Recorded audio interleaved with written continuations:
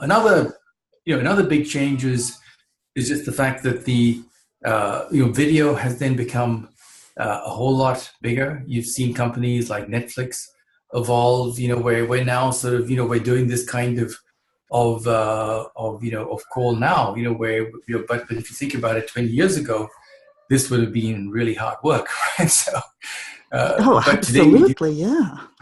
You can do it the on your quality. phone. Right, right. You can do it on your phone, and then like there's high definition, and now people are talking about even highest quality speeds like 4K and higher. That people's viewing habits have changed from watching TV on TV free to air or cable to really now watching a whole lot more via services like Netflix or YouTube and Facebook video, and all of those things have now become vastly more prevalent, right?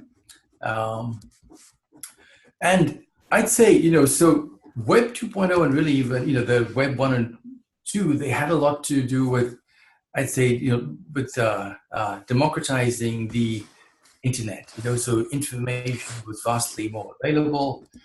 Things like Google search and things like that, made us a whole lot smarter because we could quickly get to information, learn a whole lot very quickly, right?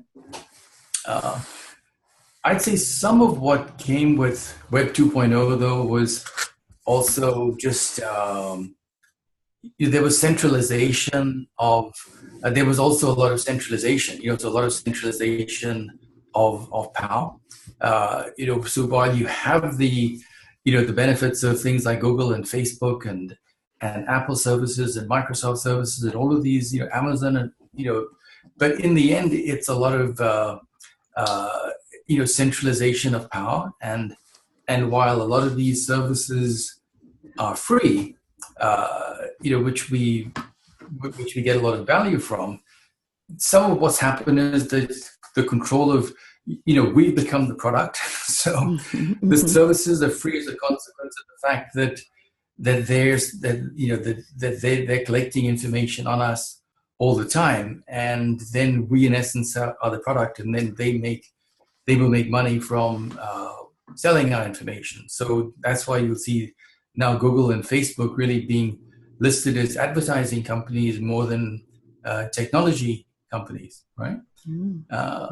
And and then if you think of, say, the recent issues with Cambridge Analytica and the U.S. election and things like that, you see how you're then even the information is in the hands of these companies, and then you aren't even then aware of how the information is being used, and how the subtle, you're subtly being perhaps manipulated, in by the content that they directed you to influence, perhaps how they want you to, what they want you to buy, what they want you to, how they want you to vote, Yeah. and things like that. So that's sort of like the good and there's a great amount of good, but there's then also some amount of things that are concerning people. Right?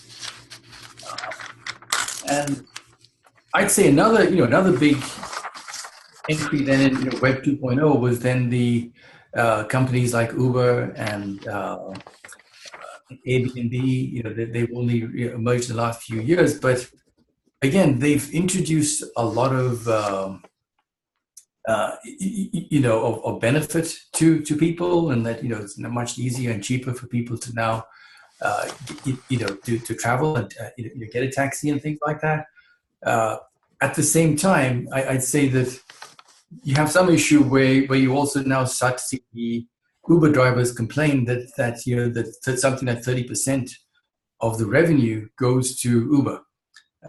So for them, it's they're having to drive a lot of hours to make money, right?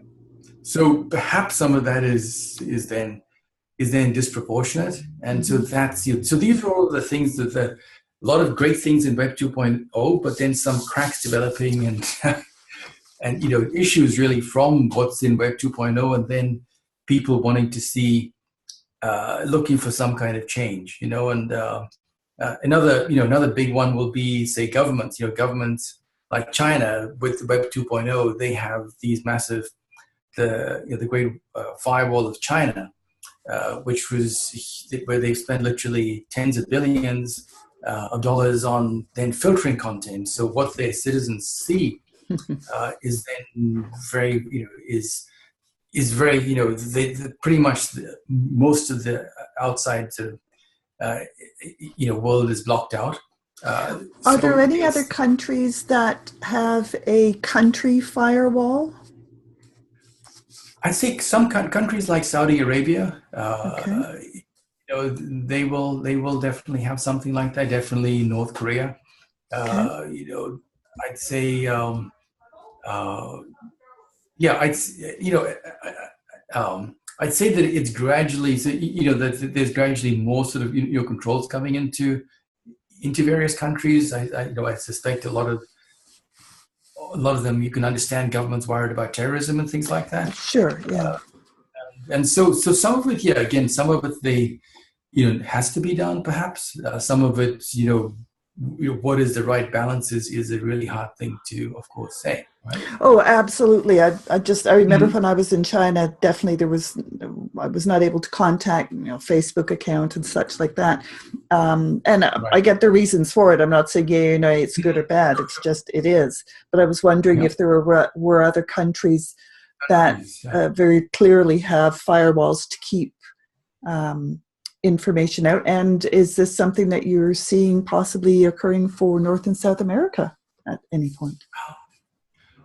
Not as yet. Perhaps in I'd say not to Russia. I know does some level of content management, but I'd say nothing near. I expect near what happens in China, and I'd say those are the main ones that that I'm aware of. And then certainly. The time at Akamai, we were sensitive to the countries that that like China. And so China, for example, was a huge amount of work for us because their regulations were forever changing, right? And quite honestly, they also just work off policy, where they just give you 2 weeks notice and they say, as of this date, you will stop doing this and change to this. And But at the same time, by the way, they've then got a massive internet in China itself, and then they've then got their equivalents of the Googles and Facebooks in the form of Tencent, and Alibaba and Baidu, and all of those are then huge, perhaps even bigger than Amazon and things like that, right? Right. So yes, so I'd say those are the. So Web 2.0 is then another big change, I'd say, is, in addition to mobile, it's also just when you're going to accessing the internet, you aren't going to one central website anymore. You're really now, a particular page is now going to be coming from many other websites. So by the time you access a particular screen, it's really coming from maybe 30, maybe 40 different other websites. Based and it's more personalized content. So whereas Web 1.0 was static content and everyone saw the same page, Web 2.0 is really based upon what your interests are. They'll customize the page, and obviously things like Facebook and things like that will be all your personalized content. But with other other websites.